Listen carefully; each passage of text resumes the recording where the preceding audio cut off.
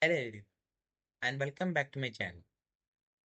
In this video, we'll be discussing what are arrays in Java. So let's get started. Let's first open VS Code and let's create a new file. I'll name it as arrays.java. So basically what are arrays? If someone tells you to store exam scores of 5 different children, so you can create 5 different variables and store their exam scores. But if someone tells you to store exam scores of 50 different children, would you be creating 50 different variables like score 1 is int score 1 is equal to 50, int score 2 is equal to 48, and so on? Yes, you can, but it would be a time consuming process. There comes arrays. Using arrays, you can create one array and you can store the exam marks of 50 different students without creating 50 separate variables. Now there are two types of primary arrays in Java, 1D array and 2D array. So in this video, we'll be discussing about 1D array, which means one-dimensional arrays.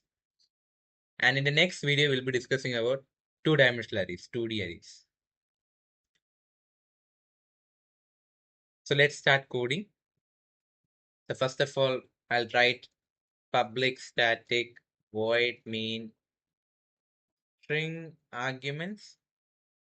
And then let me open curly brackets. Now, in order to create an array, I need to first specify its data type. So since I'm going to store exam marks of 5 different students, I'll be choosing the data type int. So I'll write int, then I'll open a square bracket, and then I put a space, and then I name my array.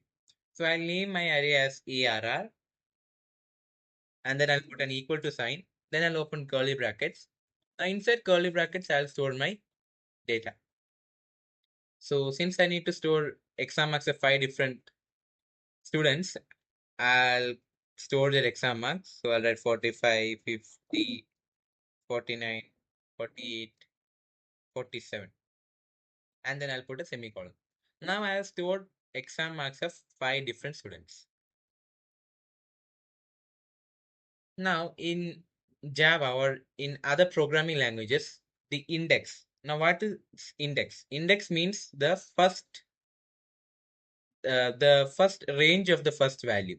It can be of any value, but we are going to discuss about the first range of the first value. So index means range. So every value has a specific number assigned to it. So while humans start counting from numbers 1, programming language and machines start from counting from 0.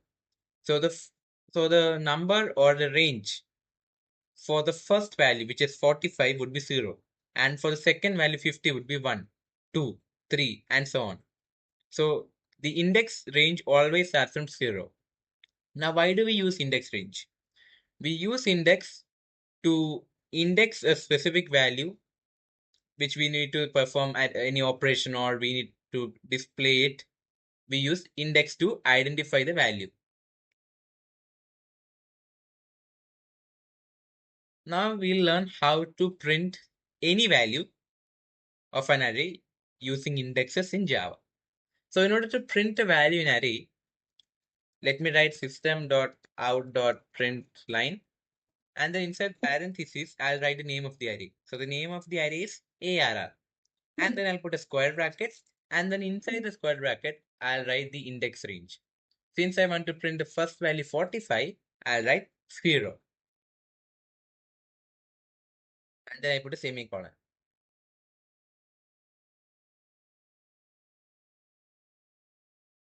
Now if I save and run my code, as you can see, it prints 45. Now similarly, I can print another value. Let me see the second range, which means it will print the third value because it starts from 0. If I specify the index range as 2, it prints the third value 49. Now if I run my code, it prints both 45 and 49. Now in language such as Python, we have negative indexing, means we can index any value of an array of the last element from the last element. That means from the backwards using minus and minus two and so on. So let's check if Java also supports negative indexing. So if I write system.out.println and then I write arr inside square bracket, I put -1 and let me run my code. As you can see, it prints the first two values and then it gives an error. Index -1 is out of bounds for length 5. That means Java doesn't support negative indexing. In languages such as Python, Ruby, etc., we have negative indexing.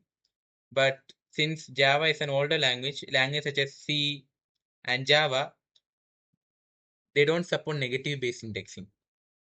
So if you want to index any specific element or a value in an array, you need to always use the positive indexing within the array range. Now let me try to print a value in an array which is not present in this array. That means the index range is not present in this array. So I know that I have created an array and I stored 5 values. Now let me try to index 7th index range of array. Will it print? We know that it will not print. So what type of error will it display?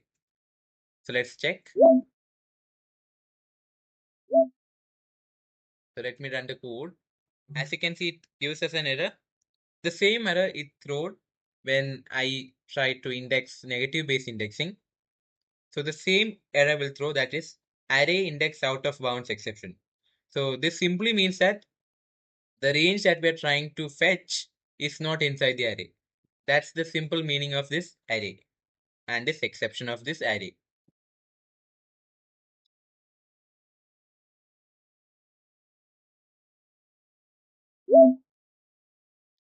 Now let's try to print the length of this array. So in order to print the length of an array in Java, we have to write system.out.print and then I'll write length. This is just readability. I'm writing length, separator and a space. Then I'll join it by putting plus. Then I'll write the name of the array, which is ARR, and then I'll simply write length. And if I put semicolon and run my code, as you can see, it prints the length as 5. Now the second method to print a length of an array in Java is to create another variable. So let me create another variable. Let me check int length and then I'll write equal to array.length, arr.length. And then let me print the variable also, system dot out dot print length.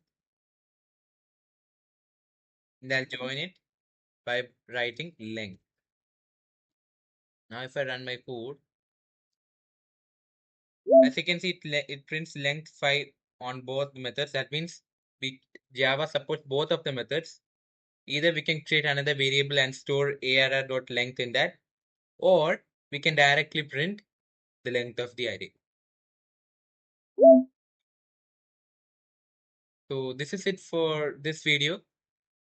If you have enjoyed this video, don't forget to subscribe and like it. And thanks for watching.